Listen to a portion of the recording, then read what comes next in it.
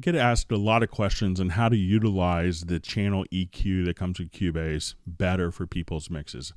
The channel EQ sounds really fabulous and is a favorite weapon of many prominent mix engineers and producers. Clicking on the E key for the channel from the inspector can open up our channel EQ view. Here we have 4 bands of EQ. Our lower band can have low shelf plus parametric EQs. The upper band can have high shelf plus parametrics.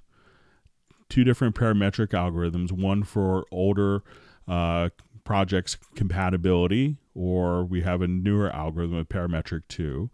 We also see high cut and low cut filter. So if I wanted to, we could think of this as a high pass, low pass filter, and this actually comes on the pre-section. So if I wanted to adjust this, I could just turn it on here, and then what I want to do is to adjust the frequency here. And then it's also different slope. So if I want it to be 6 dB or 48 dB of cut, I can click directly there on the number. So we have 4 bands of parametric EQ, shelves on the outer 4 bands of parametric, plus high cut, low cut filters, and you have a phase switch here as well. Now, one of the things that people often like is being able to customize different components, but we can customize the view of our EQ as well. So if we go to the upper right-hand corner, at this point you could actually switch to have the EQ function as knobs, or if you don't want to see any controls, or if you just wanted to see the slider. So you can toggle back and forth between 3 separate views just like that. Now, being able to adjust the EQ is really handy because there's actual frequency spectrum showing you what frequencies are present in that particular project.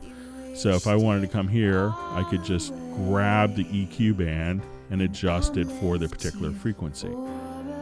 Now, there's some handy keyboard shortcuts that can function as modifier control. So if I come here, let's say I have this band of EQ, band 2 of my parametric EQ, and if I could freely move it around to different frequencies, but if I wanted to hit my control or command key, here I can't adjust the frequency or the Q, so it's just going to lock it on gain.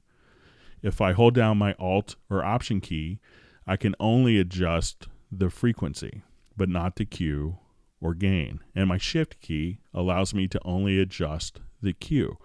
So as soon as I let go, I can adjust, or if I wanted to now just tweak while holding down my left mouse button and adjust the Q, we can just really easily dial in the EQ frequencies. Again, seeing it visually, we can know what's going on and what frequencies that we want to cut or boost. Now, if I have these EQs, and let's say I wanted to actually cut the EQs, but I wanted to find the particular frequencies that I wanted to cut, all you'd have to do is you could right click and you could actually just invert the EQ, or just like that, or deactivate the channel EQ so you could compare it, activate it, and if you wanted to come here, you could just say, and again, there's even keyboard shortcuts. So if you wanted to hit Alt Option F, that would invert, or Alt Option A, that would take off your EQ bands. So very easy. Now, a lot of times when I hear people talking about EQ frequencies, they often take a frequency that was perhaps used on one recording and try to apply that EQ frequency to every other project because it worked really well on one particular recording. But EQ frequencies can really matter depending upon the key of the song. So each, a song in the key of G would have different EQ frequencies than a song in the key of D. So I know that this song is in the key of C. So one of the things that's really helpful is I could actually go to the frequency range here in the setting for this band, and I could just type in C4, and now that EQ band would immediately go directly and be applicable, probably a good EQ source. So if I want to put air and make all the harmonics work, I could just type in something like C8. And when we do that, we know that that's going to be tied in musically with the particular track. Now, the signal flow can also be changed. So when we see our channel strip here, one of the things that's really interesting is, within our channel strip, we could have many different sources. So we could have a limiter, we could have compression, noise gate, de-essing.